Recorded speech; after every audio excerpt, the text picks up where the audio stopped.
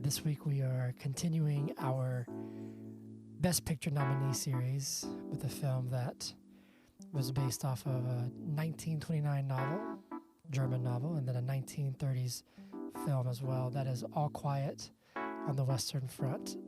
Follows a 17-year-old boy, Paul, who's very excited to go off to fight in the army in the Great War, World War I. And he and his friends are soon met with the very serious and stark reality of what it's like in the trenches. This film, it just really explores the brutality of war and what it was like back then, and then just, you know, the serious, unfortunate realities that all those young men had to face. Tough movie, but quite an achievement in filmmaking, and so we have a lot to discuss, Zach. Yes, Hunter. However, I would be remiss if I did not ask you the question. But is All Quiet on the Western Front, parenthesis 2022, end parenthesis, good? Let's discuss that. We have a lot to talk about, my friend. Mm-hmm. Okay. But is it good podcast? Yeah.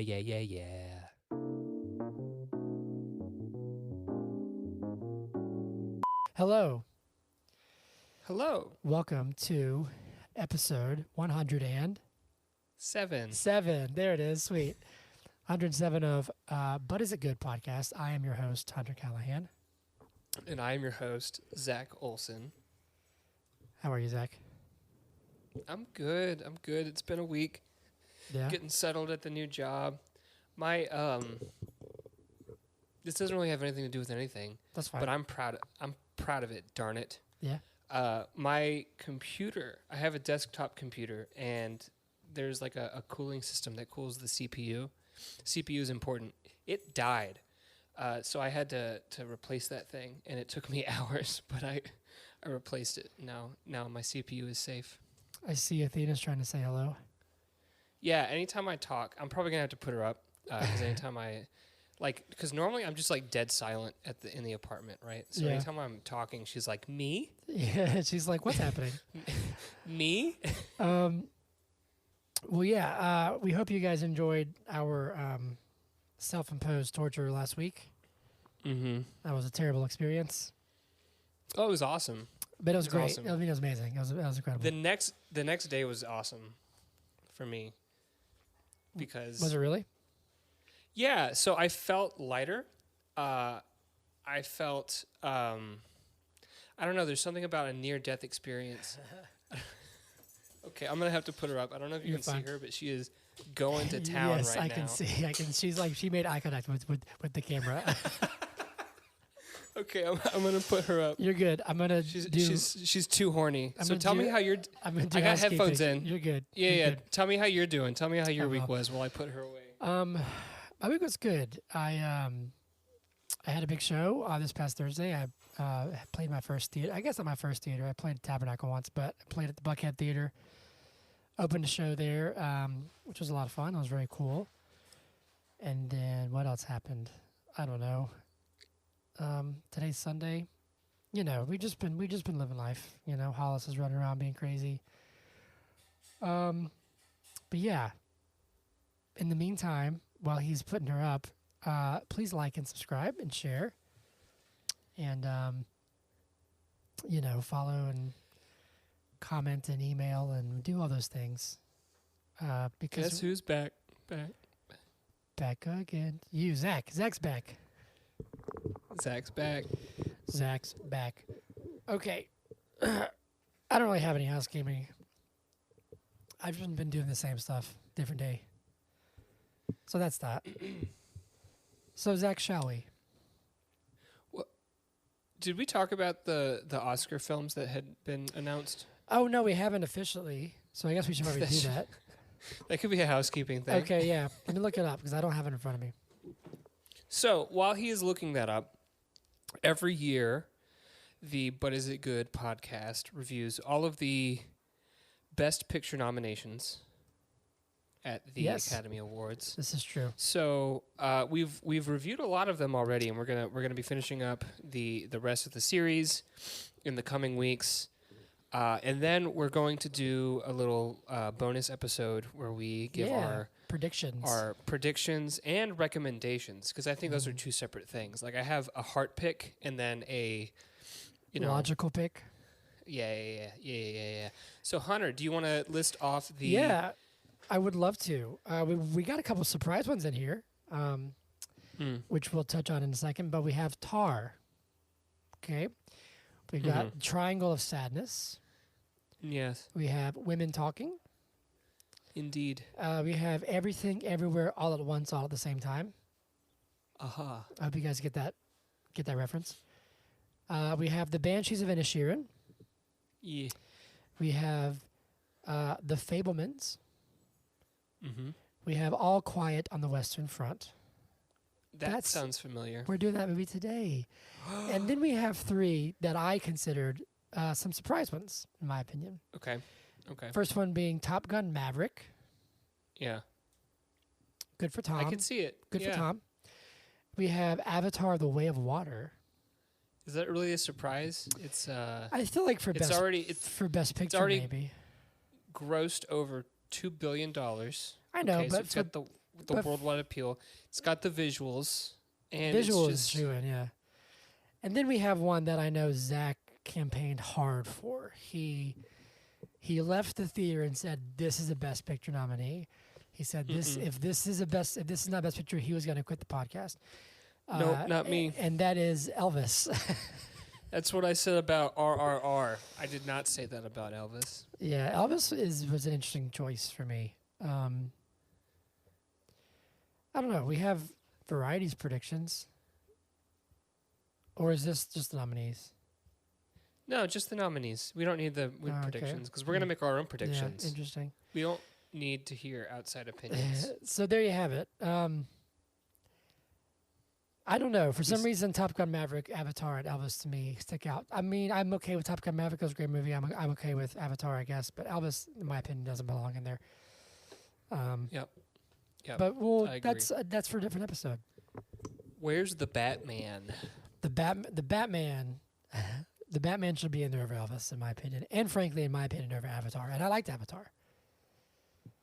Well, that's ridiculous, but it should be in there over Elvis. Yeah. But I think that RRR should be over there above the Batman. RRR was a spectacle. I love that movie. Don't you have to put in to be nominated for an Oscar? I'm actually not sure. I guess you have to formally submit. Maybe I'm not sure how it works. That's what I meant. It's possible that RRR did not submit. I don't even know if the Batman campaigned for Best Picture. Maybe not. To be honest with you, but maybe, who knows. Anyway, there you have it. So we have done Top Gun, Everything Everywhere, Banshees, Avatar, Fablemans, Elvis, and now All Quiet. So we have Women Talking, Triangle of Sadness, and Tar left on the list. I'm excited.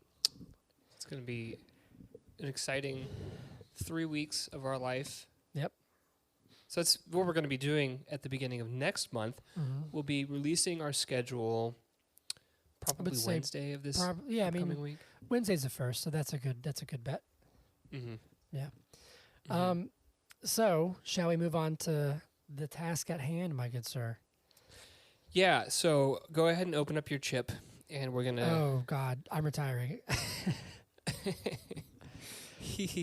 Zach, you can go first. Because as usual, you just finished this. That wasn't a dig. That wasn't a dig. I promise. You have more free time than I do, so you. I mean, frankly, if I didn't have anything planned, I probably would have watched them. I would watch the movie right before too, because it'd be fresh. But I watched this last night, so you can go first. Your first reactions to All Quiet on the Western Front. I thought. I mean, visually, it was really well done. I thought the story is something that is heavy and it is heart-wrenching, and it really is. it sucks to see the atrocities of war on the big screen. But it's not something that's necessarily new. Like I've seen war movies that have shown things like that. And I that's not to say that it's not important, because if you put this movie side by side with Top Gun Maverick, you see two different sides Yes. of the machine of war, right? But I do think it falls a little into some military movie cliches. Okay. And we'll talk about that as we go along. But overall, I have a very positive impression of this film. But we'll talk. We'll discuss. Okay. For me, a lot of the same, in the sense of like, yeah, I can see what you're saying. But for me, this was one of the toughest films to watch in a long time for me. Okay. And I don't really know, like, particularly why. I mean, there's been more movies that have been hard to watch anyway. But I thought it was brilliantly done. I thought it's a masterful achievement in filmmaking. And we had a short discussion via text over like the ending and kind of how that played out. And I get what you're saying. And we'll discuss this. It is Hollywoodified to an extent.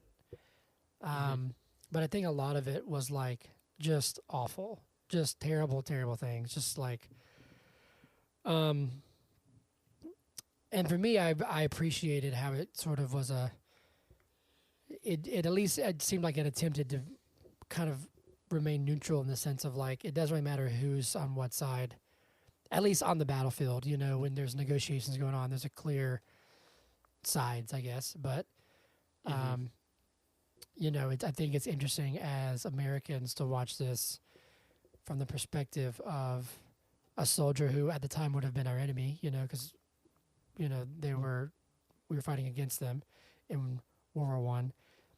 And I think it does a good job of being like, none of that really matters. Like when you're looking at the individual people, you know what I mean? That makes sense? It does. Yeah.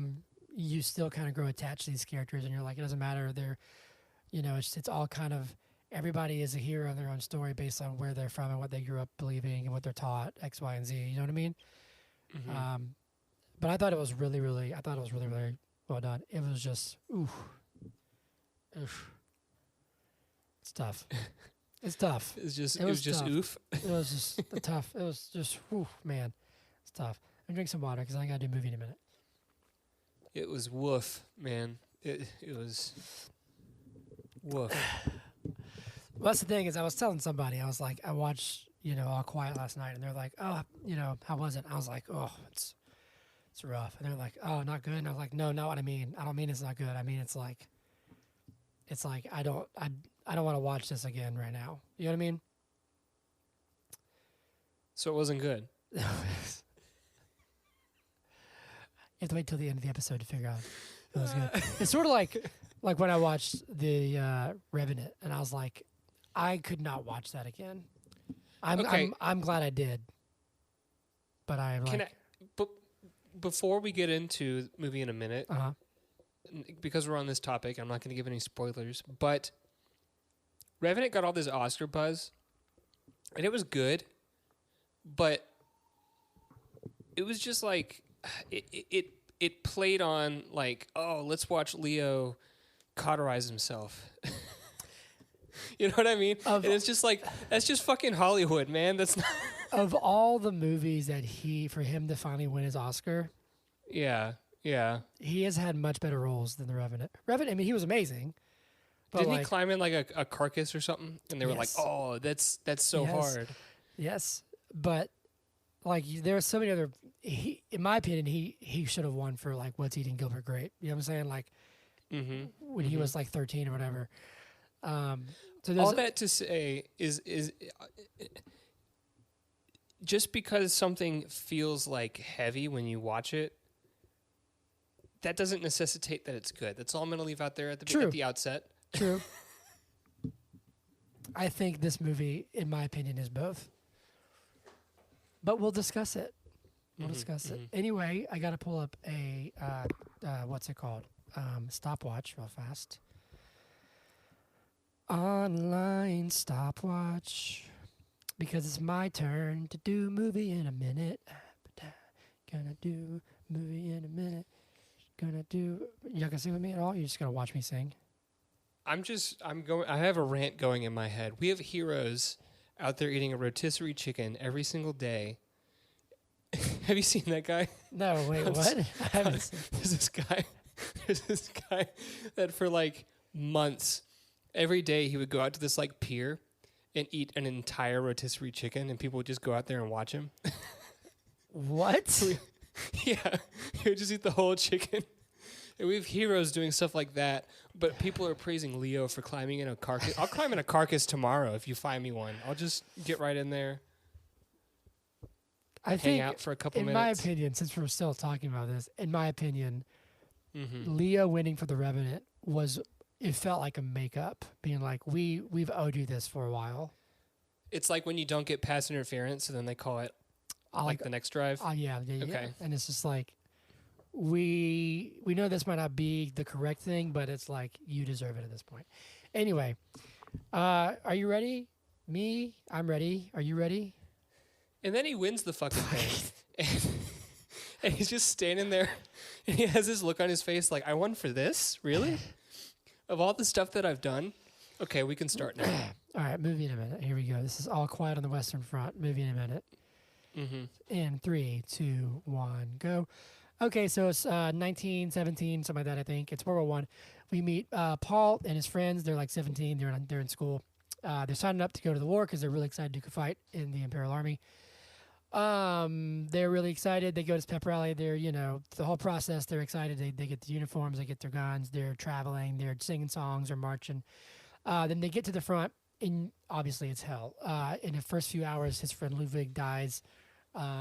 This bunker gets blown up, so Paul almost dies. He wakes up and, is collecting these, the dog tags.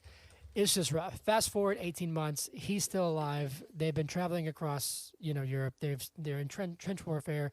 He meets Kat, and he has his friends, and they have a bond. But still, they're in battles. A lot of them die, one by one. Anyway, they want to sign a ceasefire. Long story short, they do, but they go back. The bald general sends up one more battle, and he dies like 5 minutes before the ceasefire. The end. Mm-hmm. That was terrible. No, that was really good. Okay. One thing that got me, and it's not a big deal, but you said the Imperial Army, which, yes, it's the Imperial German Army, but when I think the Imperial Army, I think of, like, Stormtroopers. Yeah. but it is called the Imperial Army. The Imperial German Army.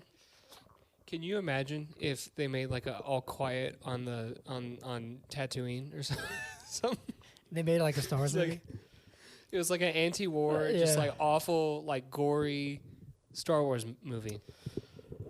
That would probably that'd sell some tickets.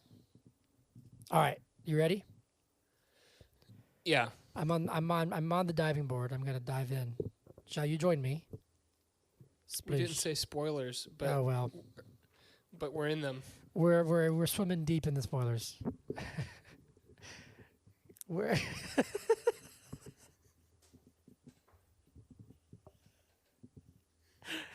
We're in there. We're in the spoilers. We're up in there. We got a good one in. Got a good one in. It's time. It's time to talk about a movie. Not a funny movie, but we're gonna laugh because I actually sorry, it's not a funny movie. I'm the entire cold open I got wrong. We see what's the first guy's the guy whose uniform he gets. We see him die. Friedrich? I don't know what his name was. Anyway, yes. Whatever his name was, I remember saying, if this guy dies, I'm out. And then like 30 seconds later. Like in the like very, very first like cold open. Yeah, so God, man, even in that first scene, I just like it's these kind of films. If you really try to like put yourself in those shoes, it's just the worst. Mm-hmm. You know what I mean? It's just the absolute worst because there are people who who choose military life, and that is an incredibly brave act, an incredibly bold sacrifice, and it's something that I didn't do, and I don't know if I could do. Like there's nothing but serious respect and admiration for that. But you also got to keep in mind that in this war, like these were kids who were drafted and who were essentially made to go. These so our kids, like in this little bulk, they weren't. They signed up. But what I'm saying is like, not all these kids like wanted to go to war. You know what I'm saying? Yeah. Do you think it's worse?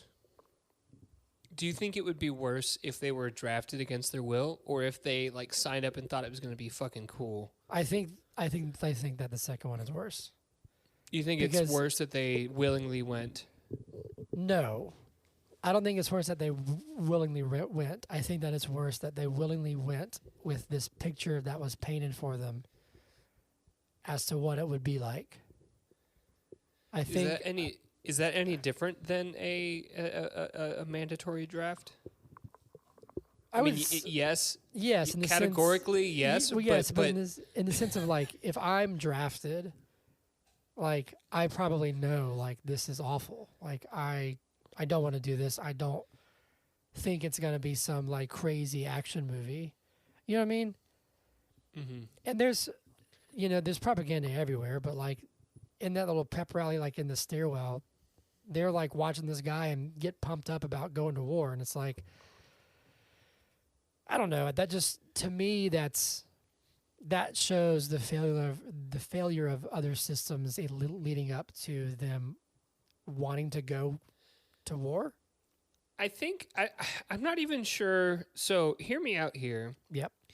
Because it was kind of like a pep rally. He was talking about how important this is, blah, blah, blah, blah, blah. But even what he was saying was fucking bleak. Like, he was saying, like, listen, it's going to be a couple hours before you go to that fight, and you might not come back, and you're going to want to leave, and you're going to want to piss yourself. He didn't say this. Yeah. Paraphrasing. But you can't. You gotta go, because it's not about you. It's about all of us. Yeah. And so he's basically telling them, like, you're going to your I think he even says at one point, like, a lot of you aren't going to come back. But all the while, he's saying all these things that to me, it'd be like, red flag. Yeah. Red flag. Yeah. And all these guys have, like, smirks on their faces. So it's almost like they romanticize it amongst themselves, not necessarily that because so Hunter watched I'm talking to the audience now. Yes. Hunter watched this film a day, 2 days before I did. Yeah. I think you started it a couple days ago and then finished it last night. Yeah, I right? started it. It was too late. I got like 30 minutes in and I had to go to bed, and I was just like, Anyways, the details aren't important. You told me that there was like a pep rally.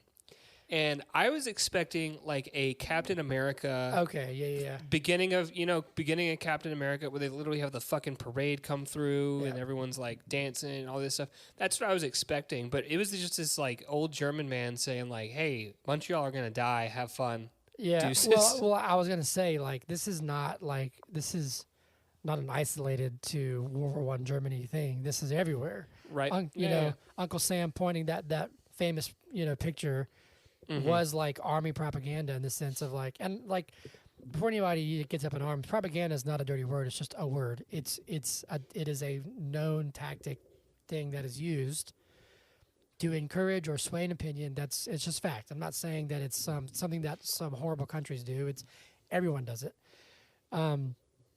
You could argue that our podcast is propaganda because we give opinions. That is true. That is true. But I'm saying like... And if anyone disagrees with us, we say no. I mean, Captain America himself was born of propaganda. You know what I mean? Uh-huh. Yeah. So I think to me that's more sad to be like... And maybe you're right. Maybe they were just dumb kids who like romanticized this idea of like going to fight for their motherland. You know what I'm saying? But I was saying like even in the first like cold open, the first few minutes when you see the other guy whose uniform he gets, like, I just can't imagine being like in the trench and being told soldiers march, and just thinking, all right, I guess I've got to go into no man's land and just hope I don't get shot in the head. Because the more you watch this, the more that you realize that it is literally, in a lot of ways, it is just luck. It is just luck. In the sense of like, if you are running in the wrong place at the wrong time, then it's your turn. You know what I mean? Mm-hmm. And I don't know. It's just I can't imagine. But it is heartbreaking, and then I'll stop rambling, to see Paul and his friends go from so giddy, to like the second they get in the bunker, that's just like it all kind of sets in, and they're like, oh my God. Hey, listen, they're not even in the bunker yet. They're on that truck on the way, and then they start marching, and those bombs blow up around them, and they're already like, oh shit, we're here. Yeah. It's such a good shot. Last thing, sorry, and this is kind of skipping ahead, but when you first meet Paul, and then you cut to 18 months later, and then you see his face when he's sitting like in the back of the truck, and he just looks like a different person. You know what I mean? Like he's hardened and he's aged, and he just looks like just like empty. Are you sitting in the back of the truck when, like, after training, or do you mean after the initial bunker? Yeah. So this scene, and then 18 months go by. 18 months go by. Yeah. Okay. Anyway, your turn. You can say something. I thought. Well, I have a lot of things to say. To me, like a lot of this stuff, like I said in the intro, I've seen in movies before. Something that this movie made me think about is like the people who have to clean up all the blood off of the clothes and sew them back together, and then they just get sent right back out. Oh yeah, that would suck. Yeah, it's just like, see, I even like forgot about all that. Like, there's that whole scene, like, they're like washing the clothes, and it's just, the machine of war has to keep going, and why waste those perfectly good, slightly soiled uniforms? That's the thing where, I was listening to something. I was talking about this, and it was saying that at that time, it was like they had to save uniforms and reuse them because cotton was hard to find, but humans weren't. And like that's just like that's just awful. And I don't know, like that's just I can't, like God willing, but that we never lived through a time like that. Like they did just move the doomsday clock to like 90 seconds of midnight, so there's that. But also keep in mind that we're like way past unless like shit really hit the fan and they had to draft like older people, we're past the drafting age. Yes, but more likely thing would be that we would just get disintegrated by like a nuke. I'm just saying that's true. I'm just saying is that like during this war, then like World War II, like the whole country, and I mean countries, like the entire population pivoted to like wartime. I was listening to something that was about like the history of like the Gibson acoustic guitars, right? And it was talking about it, and it was like during the late 30s and 40s, they stopped making guitars because they had to use the wood for the military. And I was just like, oh yeah, like businesses had to like stop what they were doing and start making like ammunition and weapons and like anything like that. Which is crazy. Yeah. But business is good because you're getting that. Like, you don't even have to worry about selling bullets. Yeah. They're already bought before you make them. Yeah. And that, it's I'm not advocating for this. No, I'm just like, saying it's a weird cycle because that led to like the boom of the 50s and 60s. You know what I'm saying? Like, right. It really is a really messed up, like, there's a quote that was in my video that I watched, and it was like, war is not about who wins or loses, it's about who's left. And even then, you might survive and then you end up fucking stabbing yourself in the throat with a fork. Yeah, dude, that was awful. It's just like there's just nothing. Let's jumping ahead a little bit. Yes, but it's just like It just sucks, you know. It just, but Yeah. I will say, like, I think it was very fascinating. I think it was really interesting, and I think it's good for, you know, people, like I was saying earlier, like for like, you know, Americans or whomever to watch this film about a German soldier, and it's not like, oh, we're gonna go fight the bad guys. We're gonna, you know what I'm saying? It's not about like we're gonna fight for the American way. It's just like, no, this kid is raised in Germany. He was raised to believe this. He goes off and he fights in this war, and it's awful. Just like if I grew up in a different country and went off and fight that war, it'd be awful too. And I appreciate that it was much less about like, oh, here's the policies that we're fighting for or against, and just a matter of like, these kids are ordered to do something and they're expected to do it. And we see later in the film that if they don't, then they're shot. At the very end, when the big fuckhead bald dude says, "Go march one more time," a few of them are like, "I'm not going to the battle again," and then they get executed right there. Which is inaccurate. No, it's fine. But if you look at the numbers,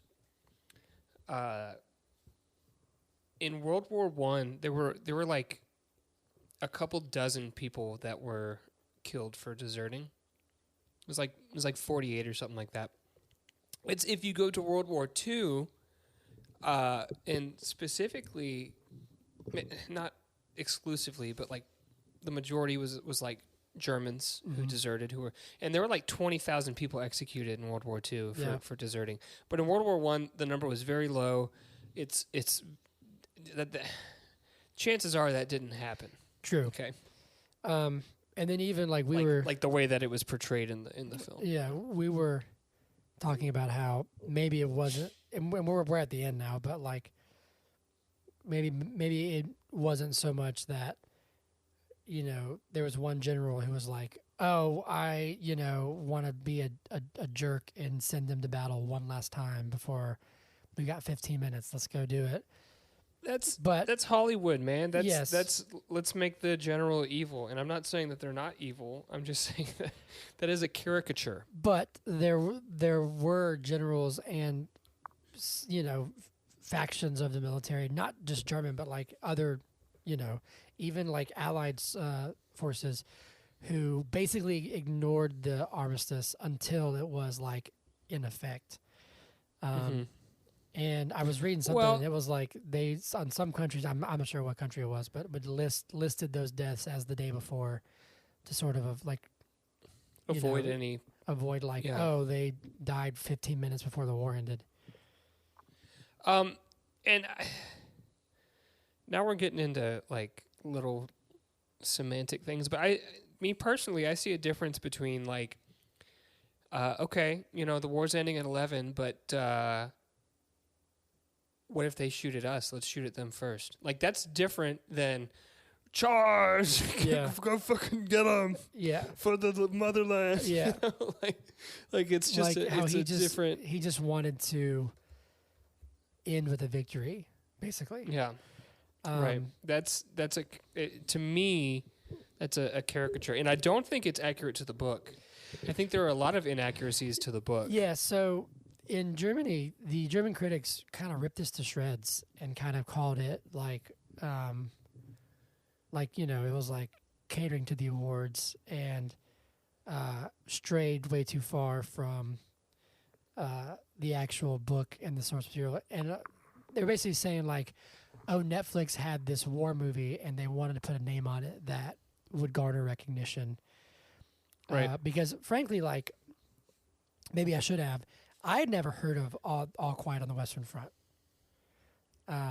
Personally, I did read that it is now, to this day, it is like required text at German schools, and it's considered one of the most important German books ever written, and one of the most important books ever written. But I told both my parents what we watched, and they both were like, "Oh, that's an old movie. That's an old book." My mom was like, "I've read that book." And my dad was like, "Oh, that's a really old movie." And it's like, "Oh yeah, well they made a new one." But in the book, and mind you, when I read this, I was like, "Okay, I actually appreciate what the book said. I think it's a bit more subtle, a bit more nuanced." Did you read the book? I did not, but the ending of the book, I read like a what's it called? Not a section. Spark Notes. You read a Spark Notes. I read a excerpt. Basically, at the end, when work gets it gets its title, when it talks about how and when Paul dies, it says, Paul finally fell in October of 1918, and it says like on a day that was so still and so quiet that the Army's only report was confined to one sentence, and the sentence was all quiet on the Western Front. And so to me, it was like, this is saying that even on the days where quote unquote nothing happens, people still get senselessly killed and they die. This man survives all these things for so long, and then on a day where it's all quiet is when he finally gets killed. Which I think it just goes to show that it doesn't matter. It doesn't discriminate. It doesn't really matter if you're in battle. It doesn't matter whatever. It's anytime, anywhere. So I think that's intense. Because this is the very end, but you didn't like the final death scene, did you? It's fine that he dies. I Yes. think that is accurate to war. It's the fact that it took 20 goddamn minutes. Excuse my language. He gets stabbed almost through the heart, and then he's just gurgling and walking for 20 minutes, just walking around. The sun's shining, and everyone's like, "Oh, ceasefire, yeah, well," and he's just just walking around, and it's just what would have probably actually happened to him is what happened to the poor guy that he was stuck in that ditch with. Yes. Oh, that was an awful scene. Oh. That was a horrible scene. That is probably what would have happened to Paul when he got stabbed, he got stabbed. He just goes into shock for 30 minutes. You just go into shock, and you just sort of gurgle and stare at somebody deep into their soul. Yeah, and that was that's the end. Horrible. I'm trying to think of which scene affected me the most. That was definitely one of them where I was like, this is just. And then he pulls out and sees the picture of his wife and his kid, and it's just this is just the absolute worst. Yeah. But yeah. I guess there's this sense of a disconnect between you and the person that you're fighting until you actually pick up their wallet and find a picture of their daughter and kids. Yeah. But and maybe it's because I've seen war movies. But I'm thinking about that before I shoot the person. You know what I mean? No, that's the thing. And I think, you have to imagine that, obviously, if you're told to go charge in the front lines, through no man's land, I would imagine you go to fight or flight, and you're like, well, I'm just going to try and survive now. Mm-hmm. You have to imagine that it's I'm going to try and survive this however I can. But I mean, you have to, because there's one scene where I think they're on the front lines. It's they first get there, and I think Paul even says we get to shoot our first Frenchman. Yeah. It's some oh yeah, and it's just no, that's awful. Right. It's fucked up. Yeah. I do understand. I mean, if you're in a firefight, then you have to try and survive. But I don't know, man. I don't know. I couldn't do it. I mean, it's just. And it's interesting that was his first reaction. It almost seems like he was just sort of bragging to his buddy, right? Haha, I get to shoot my first Frenchman. Yeah. Haha, because it's not long after that. Does that trench get overrun by Frenchmen at one point? I can't remember because I thought that's when the bunker gets blown up. Well, the bunker gets blown up. There's a certain point in the film where maybe it's when they advance and they get to the next bunker, and he's killing somebody with his shovel. Yeah. And then he stops because he realizes that it's just a kid, and he's like, I don't want to do this. And someone behind him just shoots him in the head. Yeah. Right. And in that moment, it's he's recognizing oh shit, I shouldn't do this. And then as the film goes on, it's a little bit after that when he stabs the guy 18 times and then tries to save him. But he's desensitized in the moment. He's in that fight or flight, and he's he's doing what he thinks he has to do, right? And then it's not until he's had some time to reflect, because he's just sitting there with the guy staring at him, that he's like, oh shit, you know, I've killed somebody, basically. Yeah. But then by the end of the film, that last scene after everyone's dead, all his friends are dead. Mm. Cat was the most recent one to die because he got shot in the liver. That sucks. You're talking about luck. Like, one place you don't want to get shot. Well, two places, three places: head, liver, and what does he say? And heart. He says like black blood or whatever. Yeah, black blood, and it poisons all the like you don't want that. Yeah. Yeah. Anyways, he's completely desensitized at that point. He doesn't give a shit. He's killing everybody. Like, there's people that are like, please don't, and he's like, fuck you, shot in the head. Yep. Please don't shot. He's just, you know what I mean? Like, at that point, he's. And the crazy thing, now I'm just ranting. No, you're good. But the crazy thing is that a lot of countries' military training programs, I don't know if it's this way anymore, but I know in the United States, at least, it was revealed to be this way for a while. They want you to get to that point before you even get there. Yeah. You know what I mean? Where you're just a machine. You're just, hey, shoot that thing. You know, like that's straight from the get-go. I don't know. Like, that's just, we know now, I guess, what that does to a person long term, because they're just like, I mean, it's just so much trauma instantly. I mean, like, day one there was more trauma than any person should ever have to go through. You know what I mean? And then to just keep going back. I think in the book, it's Kat's death is where, in the book, Paul is just like, whatever, man. Like, I don't care anymore. This is like, I don't care if I survive this or not. Like, I'm not afraid of anything, because what else can life take from me, you know? Mm-hmm. And that's something else, too, is that when we jump to the 18 months, forward, we see him actually have relationships with his comrades. So there's Cat, and then there's, I don't know how to say his name, Tejan or something like that. How do you say it? So there's there's Cat, there's Albert, or Krop is what he says, Franz. Ludwig dies early. Isn't it Jaden? Just Jaden? Just Jaden. With a T at the beginning. Yeah. But I think it's pronounced Jaden. And so he's got, like, his group that he's been with, you know. And he watches all of them just go down one by one. You know, he doesn't see Franz get killed, but they get separated, and then he finds it, or he's given the scarf or whatever. I believe it's pronounced Franz. Franz. It's German. Franz. Can you imagine? Hey, Franz. Yeah, Franz. And then Albert gets like flamethrowed, right? Flamethrowed. Yeah. Yeah. He looked. I don't know why.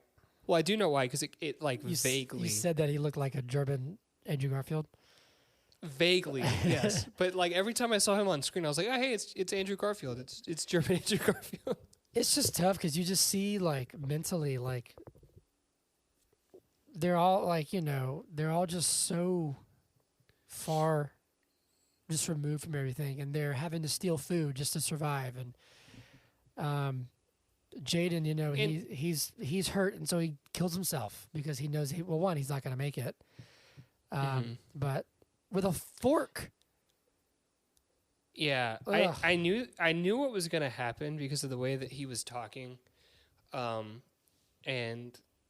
when he was like, did you bring cutlery? Silverware or like cutlery? Yeah, but the way that they did it, where and then the guy steals his soup.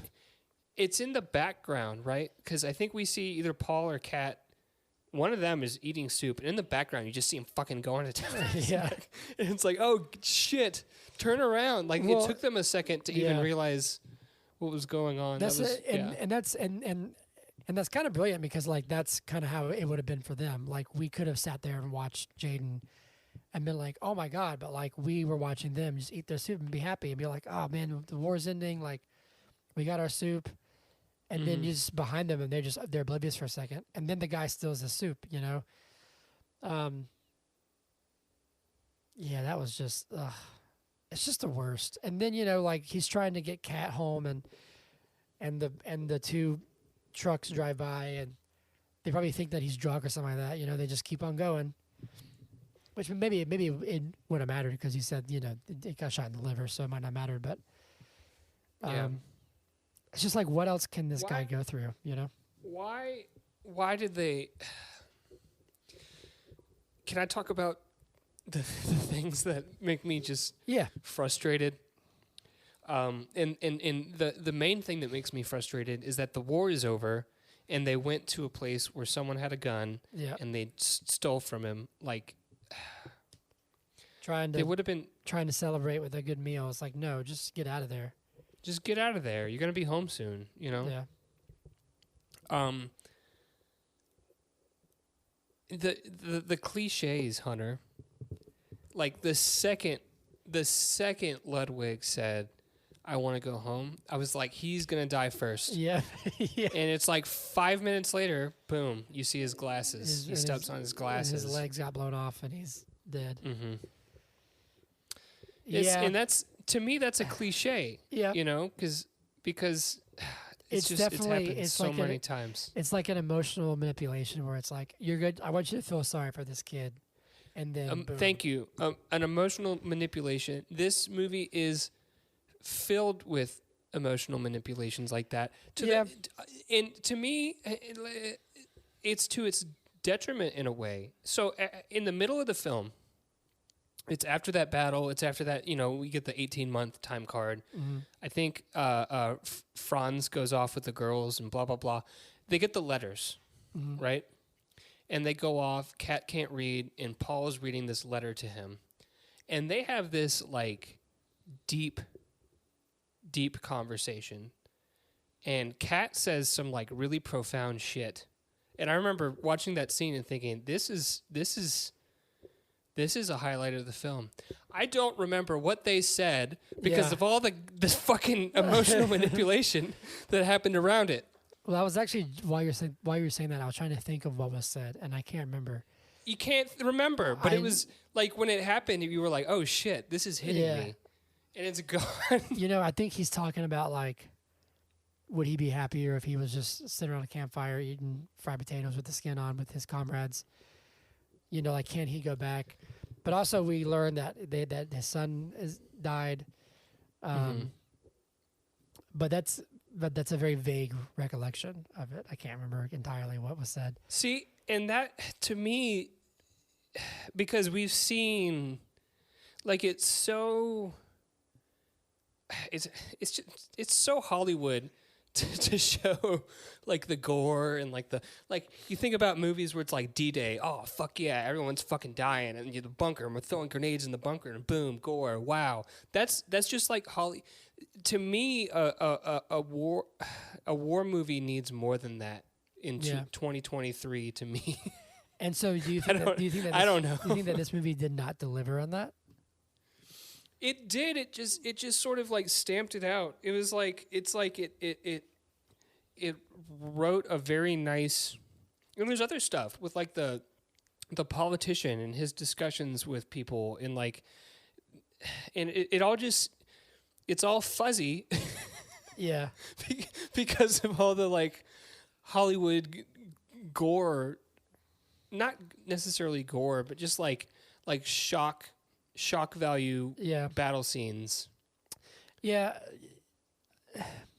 I do get what you're saying. I think to me this one's done better than some films that I've seen. But it's almost like it does it with a hand tied behind its back. Right. You know what I mean? Yeah. Where I'm not saying that it's not good, and I'm not saying that I didn't appreciate the battle scenes, right? But it's sort of hamstringing itself. It's doing it with it's tying its own hand behind its back. Yeah. While it's trying to. You know what's funny is that have you ever seen You Were Never Really There? Yes. Yeah. You recommended it to me. Yeah. And it's amazing. Where it's like the trailer. We watched it because I remember I watched it with my in-laws and Hannah and her family, and everyone hated it but me. Because the trailer shows like the last 5 minutes of the action scene, and then when in reality there's only like 5 minutes of action in the movie. Yes, so that movie has some intense stuff, like some Taxi Driver scenes where it's just like boom, everyone's getting shot and all this crazy shit's happening. But in between that, there's a lot of impactful dialogue and there's time for it to marinate. Yeah. You know what I mean? Yes. Like, so what I was going to say, to me, the stuff that affected me more, look, watching any sort of war movie is hard, and you see these young kids who are going off and they're getting shot and they're killing people. That's awful. But to me, what was like most eye-opening to me in this movie and like what was most effective was just like the simple shots of like him on the truck, where it's just if you fast forward a year and a half and he's a different person. The conditions that they were in, like him laying with the guy who took an hour to die in the pit, and like seeing his wife and his kid, and like those things, or I don't know, like just the like conditions, and the not just the battles, but the reality of like what they had to live through. That they're risking their lives to steal food because they're starving. Those kind of moments to me were like more like, holy shit, this is real. This is insane. This is awful. yeah. And I don't know, just like that first shock of them going to the front and like Ludwig is scared and like all that kind of stuff. That stuff's awful and it's sad, and it's really impactful the first time. And then you start to be like, okay, he's like, Franz, no. It's like, okay, well, Franz is going to die because they got separated. Anytime that thing Crop he got shot like in the leg or got clipped on something. And so you're like, well, he's a goner. And for me, when Kat got shot, I didn't think he was going to somehow survive it. You know what I mean? Like I was like, he's dead. So I do get what you're into, like what you're saying, and to your point, like just like with You're Never Really Here, it's like there's some action, but it means more because it's like you're kind of in this person and being like, oh, this is just hard, like it's more about the moments, but also this is interspersed with like these beautiful shots of nature where it's just dead silence, and it's like, I don't know, for me that was just a reminder of just like, almost like the futility of it, where it's like, why are you even doing this? Like, look at what's all around you, and then look at that, and then look at No Man's Land, and it's just destroyed. Like the earth is just destroyed. So yeah, I get what you're saying. I don't think the tropes derail this completely, but I do get what you're saying.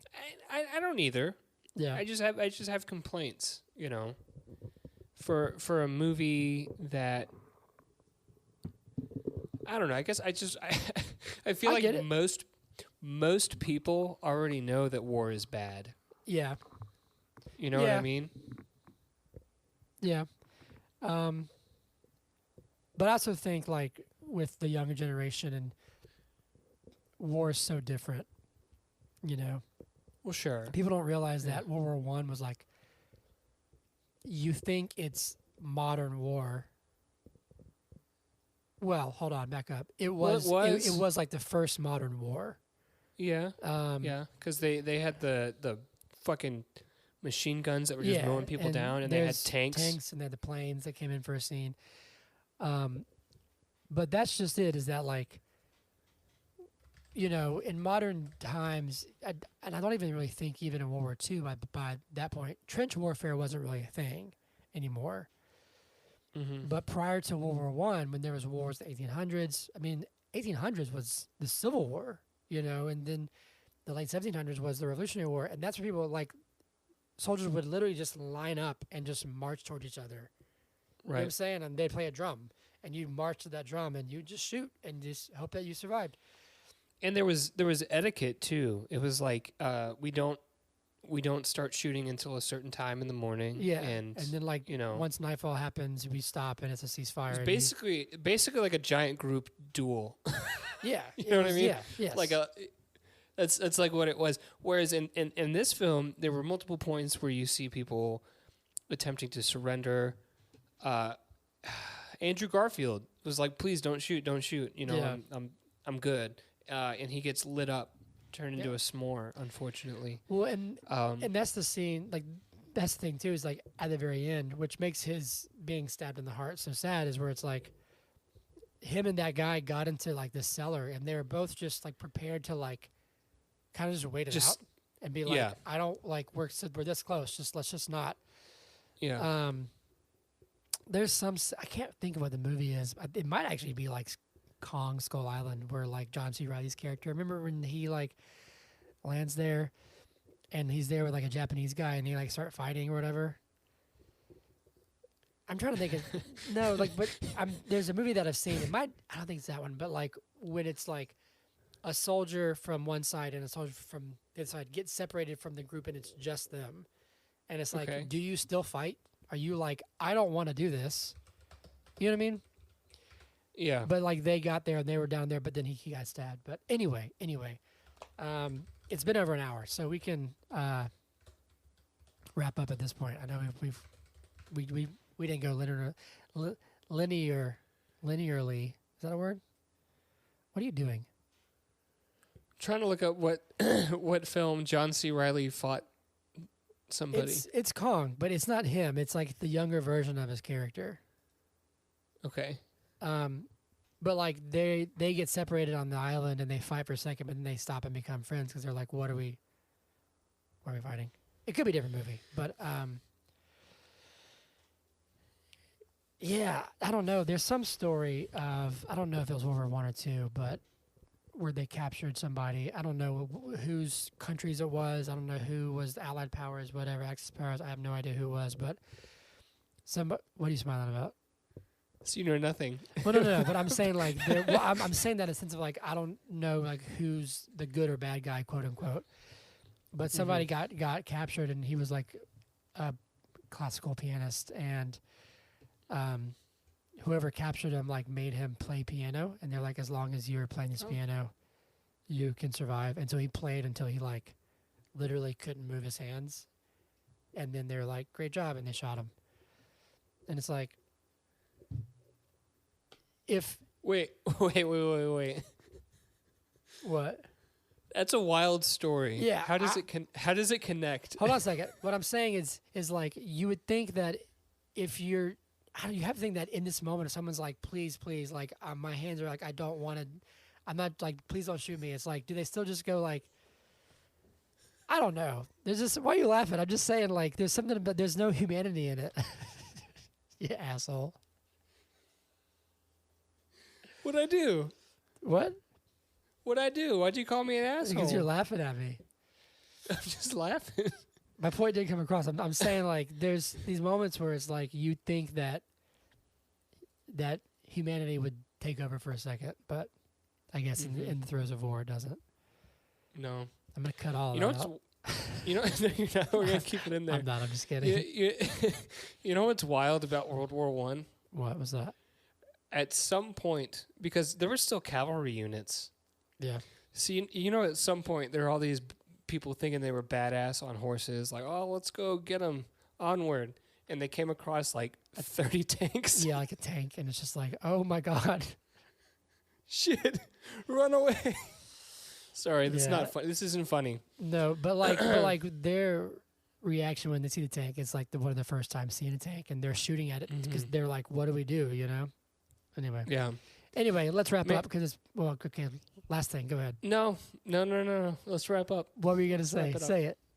I was just gonna say the shot of the one or two, I couldn't tell, but somebody or some people got like run over by a tank in the bunker, like when it was going over the bunker. That was fucked up. Or like the body hanging from the tree. You heard that? Yeah. It was also messed up. All this is to be said. One thing that I was saying in like 2 sentences. The filmmaking of this movie was superb. The cinematography is brilliant. The direction was great. I personally really loved the soundtrack. I thought it was really interesting. Oh This, yeah, it was like this droning. synth bass. Like I thought it was a really interesting choice. It was so menacing. It was like a death call where it's like when this happens, you're like, oh shit, like you know. Exactly. There was a theme, and when you heard that theme, Yeah. something bad was about to happen. Yeah, right? I thought that the score was really, really great. I thought it was really, really great. I agree. And great cast. I mean, you know, the cast was fantastic. So all that, you know, the filmmaking parts of it, while we did nitpick some things of the story and the plot, the filmmaking was fantastic. So Zach, I'm going to let you go first. All Quiet on the Western Front is currently sitting at 92% fresh, certified fresh from Rotten Tomatoes, with an audience score of 90%. So I ask you the ever critical question, but is All Quiet on the Western Front good? Oh, Hunter. Yes. Yes. With an asterisk. Oh no. Okay. I'm trying to remember what I said for Elvis. Wait, what? because I think I like because I think I like Elvis more than I like this film. That's insane. You're on drugs. There's no way. I'm not. You didn't even like Elvis. I had a lot of complaints about Elvis, but I recognized that it was a good film. I think I said it was a good film. Okay. Last year. I can go back and we can discuss this. Right if now. I said we'll talk about it. No, let's let them listen to us listening to the entire episode of Elvis. All right, let me pull it up. Just kidding. I'm pulling it up. I am. This is okay. So you'd say it's good, but not great. Yeah, that's accurate. Okay. Give it a score. What would it be? Shrek Forever After. When did we watch Elvis? I don't know. What would I give this? Like a 75. Oh, really? Yeah. I'd give it like a high 80s or like a 90. Just passing. A 75 is passing. I cannot. It doesn't matter. When did we watch? It doesn't it matter. Does. It doesn't matter. It does. What about you? What do you think? I think that this movie is better. I think it's great. I think it's not a golden good. It's close for me. I think it was close. I think it was really impactful. I would give it like an 88 or like a 90, personally. Okay. So yes, but you do have your answer there, my good friends. It is unanimously good. It is good. It's good. The movie is good. Let's read some bad reviews, shall we? Okay. I'm gonna keep doing the podcast. You can keep looking for Elvis. I'm sorry, I'm thrown off because I'm listening to us. Wait, are you really listening to it? Yes. Turn it off. While you're talking. Turn it off. So you told me to do this. No, I'm telling you not to. Okay. I'm telling yes, you not sir. to. I'm gonna read some bad reviews. This is Every movie sucks. Every movie sucks. Every movie sucks. Yeah, every movie sucks. Somebody hates the movie you love. Okay, let's do it. Hey, did you hear that Francis Ford Coppola was at the Plaza like the other day? Yeah, I did. I saw that on Twitter. That's cool. The Academy, when they find another boring, bland war film to spank off to. Yeah, that's right, Halsey lover. that's correct. I know. What's your favorite film? Let me see. Halsey lover. Oh, I don't even know the favorite film is Superior. Don't know what that Here, is. I'm gonna go off here. This was Moodles. They gave Megan 5 stars, just so you know. Moodles gave this. Hold on film, a second. They also gave How to Lose a Guy in 10 Days 5 stars. Okay. Go on, Moodles. Decent film. Moodles said a fucking idiot loser named Burger, parenthesis, unquestionably the worst filmmaker named after a food, watches 1917 twice and is like, I got this shit. Watch me make an abject piece of garbage, a monumental waste of time, energy, money, resources, paper, food, storage, space on my hard drive, you name it. May it just be an insult to Sam Mendes. How do you insult Sam Mendes? I haven't bothered with Empire of Light for obvious reasons, but at least that has the decency to clock in under 2 hours instead of feeling like an 8-hour endurance test, beating down all 5 of your senses and then some until you relent and succumb to the numbing monotony. You have no other choice. 9 Oscar nominations, including Best Picture. At this very moment, I firmly believe this to be the most useless movie ever made. My God. Did you ever see 1917? I never saw it, but I heard it was very good. I did, yeah. This feels like an offshoot. Really? Okay.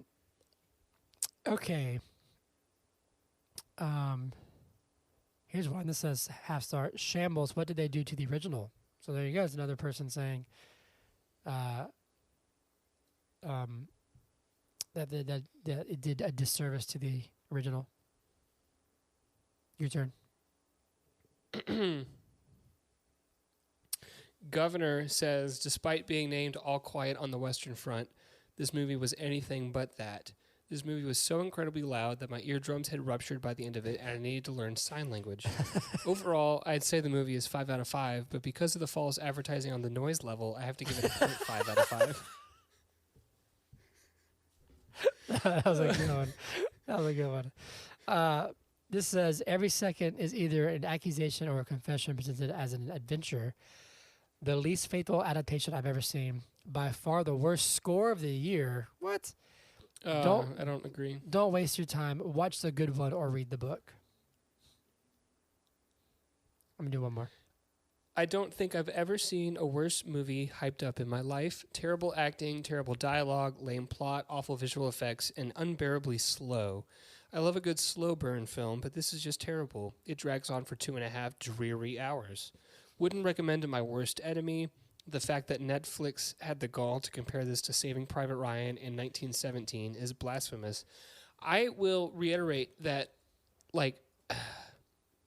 Saving Private Ryan and 1917 are both good war films to me. And this, I guess I just called this one a good war film too. You did call it good.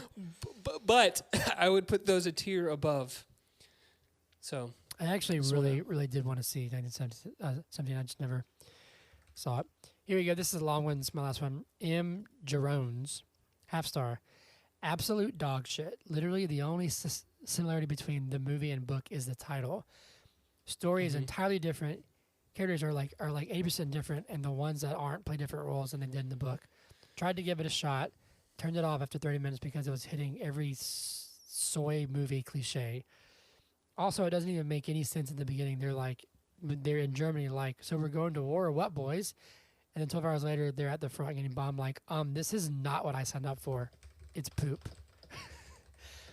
It says, although if you never read the book, it's probably a decent but cheesy war movie. Decent but cheesy. There you go. All right, I'm done. You got any more? Yeah, here's one. I bought a ticket to 80 for Brady.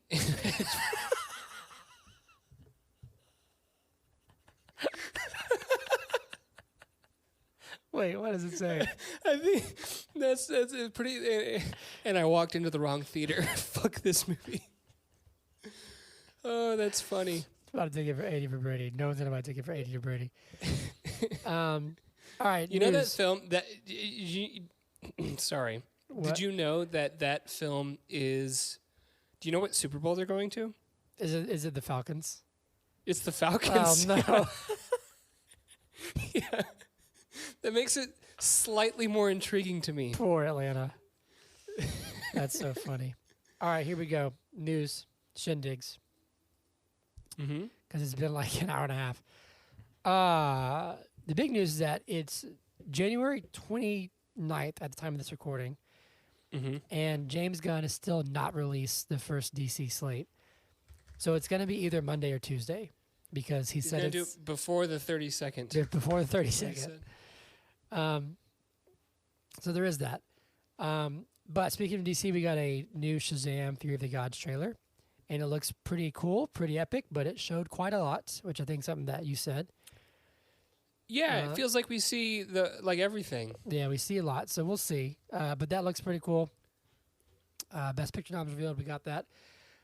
We had an interesting. I'm gonna actually look this up in a second. So hold on. Conor McGregor is gonna make his acting debut with Jake Gyllenhaal's Roadhouse reboot. All that sounds awful. I don't want any of that. We got a new trailer for Shrinking, starring Jason Segel, Jason Segel, and Harrison Ford. And then Madonna has canceled her own biopic, which is interesting. Cobra Kai has been renewed for a 5th and final season. Okay. Last of Us has already been renewed for a season 2.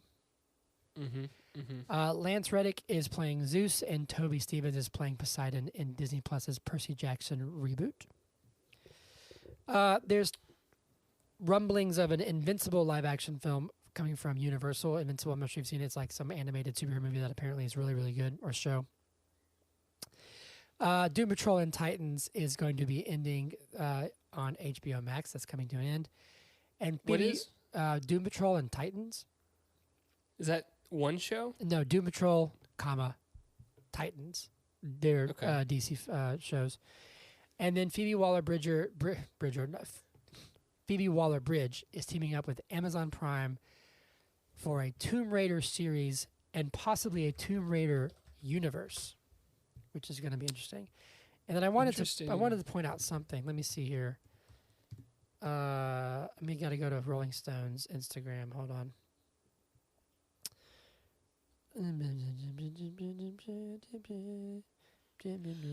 I just got an instant update, actually. Apparently, Keanu Reeves is still coming back for Constantine 2. I haven't seen Constantine 1, so... Hold on, let me look this up. Sorry, I saw a list of, like, first-time Oscar nominees. And I thought,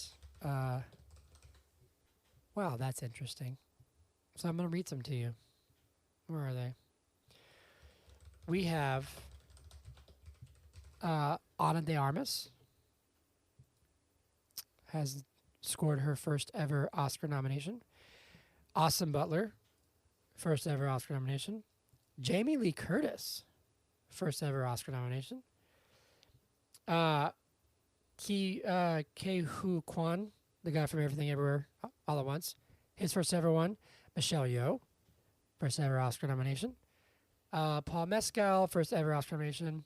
Rihanna got her first Oscar nomination. Stephanie Sue Timms, I'm not sure who she is. And then Brendan Fraser got his first ever Oscar nom for The Whale. So yeah, quite a list. I thought that was worth noting. But that's all I've got.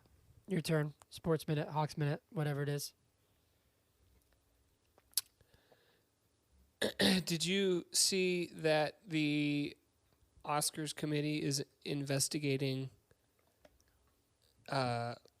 certain procedures and snubs for nominations? And there's all these memes on Twitter after that was announced.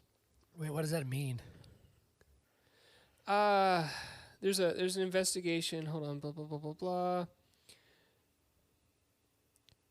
The nomination went to Andrea Riseborough, who earned it in Best Performance by an Actress in Leading Role category. The film earned just $27,000 at the box office. Now it has come under scrutiny for the targeted campaigning conducted by its supporters on behalf of the actor. So basically, like, what's the criteria? Because this movie didn't make any money. But anyways, there's all these just memes on social media. Like, the Academy is reportedly looking into why Shrek 2 failed to receive an Oscar nomination for Best Picture. The Academy is reportedly looking into why Rami Malek won an Oscar for his performance in Bohemian Rhapsody. Apparently he might be joining the cast of the Batman too, apparently. Really? Yep. Anyway, that's news. Moving on. What you got for me? Zach. Sorry. The Academy is reportedly looking into why Sarah Michelle Gellar did not secure a Best Actress in a Leading Role nomination for Scooby-Doo. Oh, as Daphne. Wasn't she Daphne? She, not Daphne. She was, what's the one in the purple with the scarf? Isn't that Daphne? Yeah, it's Daphne. Yeah. That's what I thought. Oh, it's time for my shindig? Yes, it is time for Oh. your shindig. It's been an hour and a half. Come on. The Hawks are at 500. They're 25 and 25. So they're, I don't know, man. They're mediocre. We're not gonna push very far if we make it to the playoffs. They're not meeting expectations. If we were having a performance review, I would say it does not meet expectations across the board. Can I add something to your shindig? Sure. I saw apparently there was something leaked about the Atlanta Braves City Connect jerseys. Okay. That we are supposed to have this year. And the leak, it looks like it's going to be the lighter blue of the throwback 70s jerseys. It's like the powder blue? Maybe not powder blue, but like the more primary blue, like of the Hank Aaron ones. Okay. And there's some patch somewhere that says the A, and it looks like it might have like the modern Braves logo, but like on that color. It's a very small picture, so you can't really tell much, but that's interesting. Okay. Interesting. Is that it? Is that all you got? Yeah. That was very Hawk of you. Aha. Ah. All right, it's time to wrap this up because I've ranted and raved and, Yes. and rambled, and we need to. People don't want to listen to 4 hours of us, even though I maybe they do. Maybe they do. Who knows? But please, thanks for listening. Did we have a tentative schedule for next week? We did, but I forgot it. Was it Tar? Next week is either Tar or Triangle of Sadness.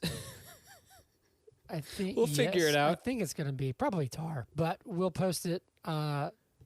If you're listening to this on Monday, we'll post it probably tomorrow or Wednesday. Mm-hmm. So please like and subscribe. Zach, where can they find us? As always, oh wait, we didn't do whiskey us. shots. Whiskey shots. Yep, I got my whiskey right here. All right. To whiskey, we love you. Whiskey. We'll get back into shape on our podcasting here soon. We promise. She's gonna be so disappointed. Cling. Cling.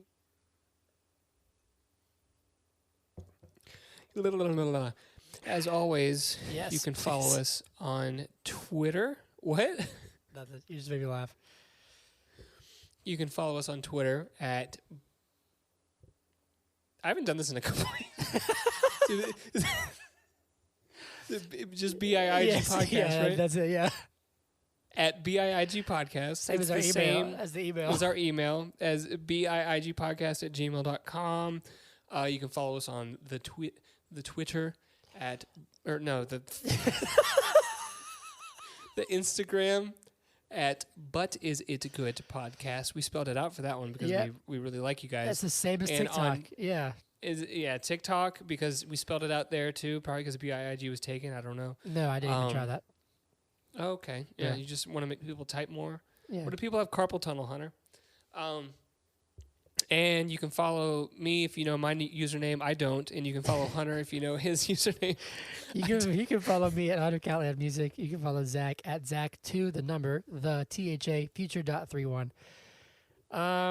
We promise we'll get back to our, trying to make it closer to an hour because we've just been going on rambles the past few weeks. But Oscars, baby. We'll see you guys next week. Yes, we will. Yay. Stay pretty. Don't go to war. Don't do it. All right. We'll see you guys. Bye. But Is It Good Podcast? Yeah.